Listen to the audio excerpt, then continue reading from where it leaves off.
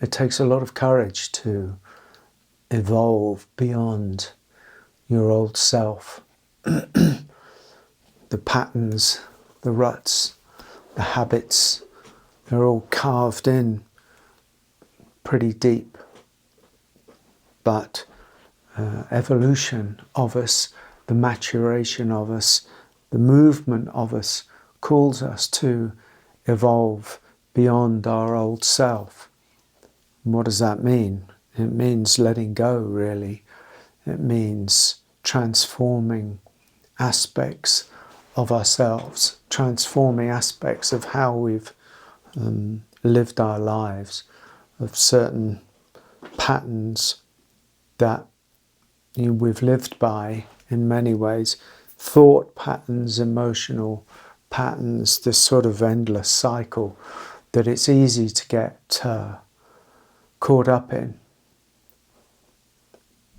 and defined by, and to have the courage, willingness to let those go and to start breaking up the way that we used to be so that something new can emerge from us. And that doesn't happen without a certain amount of conscious attention and willingness to go through a sort of, fire in a sense. Or, it doesn't have to be dramatic, but for a lot of people it feels as though it's going to be dramatic because we're very attached to the old us.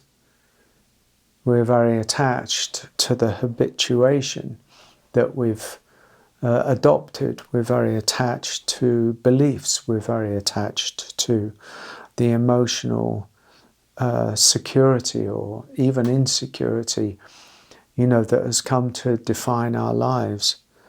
Really amazing how caught up in habits we are.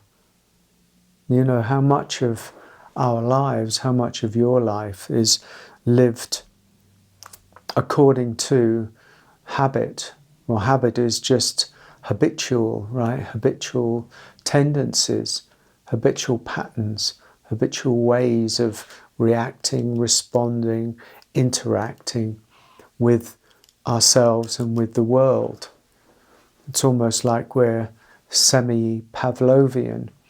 We have similar traits to dogs in many ways, in that we're trained. We can train ourselves. We can, monkeys can be trained, and so are we.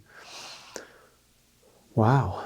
And we don't realize that we're caught up in these cycles of habit, of belief that just go on and on and on and on.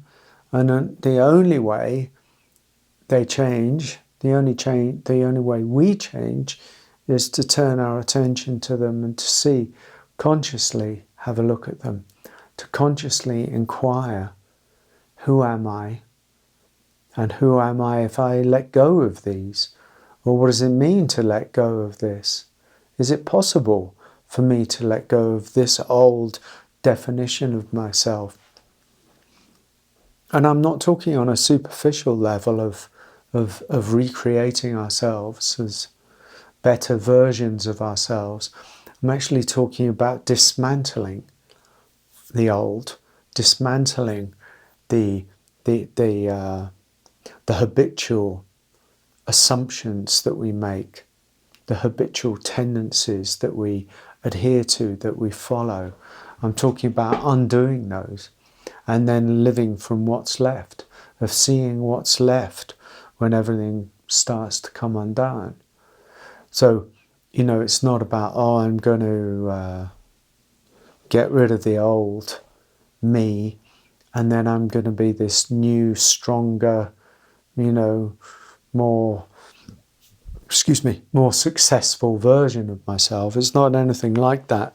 The spiritual journey is not one of getting more self or building oneself into more of something.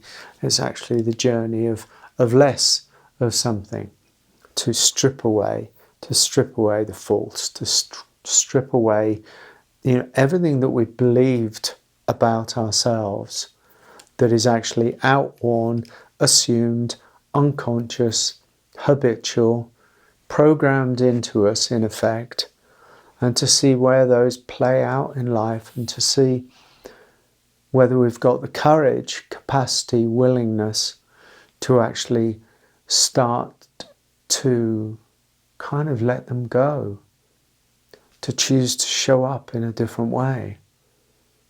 It's kind of not easy, right? Because we're so ingrained. But unless that ingrainedness starts to come undone, starts to be seen as being no longer kind of effective in bringing us a deeper peace, a deeper joy, a deeper equanimity, then what else choice is there but to look at them, but to, to not be a slave to our habitual tendencies anymore. It's the end of that kind of inner slavery, if we could call it that. And I have to say that it does take courage. It does take courage, and that courage is not that kind of courage. That courage is the willingness, as I've said a million times, to face oneself. There's no greater courage. We think courage is all about, meeting the enemy or doing battle. There's a certain type of courage potentially involved in that. But the greater courage, the deeper courage, the more subtle, the more, the more transformational of courage is that the capacity we have to meet ourselves, without defenses, without justification, without adding another story to ourselves, but just to be willing to see ourselves, to meet ourselves, to look at how the motor is running, how the ship is doing, and to say, well, this is not really working for me. Some of these old habits, some of these old beliefs are not really working for me anymore. And then to ask, well, what happens? What is it if I yield them? If I surrender if I surrender that one who's held on for such a long time, if I surrender the one who always reacts like this, or always reacts like that, or always ends up thinking the worst of myself, or ends up with a bleak or a troubled or an anxious view of the world, to actually, let go of some of those things and to just fall into the open unknownness of life. Stop grasping all the time at the known, and to allow a bit of space as we fall into the deeper unknown. This takes courage. This takes courage. By and by, that courage is revealed to most people we work with a lot on the path. After a while, things start to crack open a little bit. Sounds like it's going to be terrible, but it's not. It's beautiful. Tender. The re-tenderizing of ourselves, so that we start to become kind of true human beings again, start to become true human beings instead of the kind of facsimile human beings, the actor human beings that we tend to become. There's no two ways about it. We tend to become that. And so the path of not acting anymore, not wearing the mask anymore, not wearing the clothes of all this protection. Yeah, we have to be willing to kind of, get real, get a bit more real by removing the mask. That's the courage that it takes. But I've never met anybody who hasn't got the courage.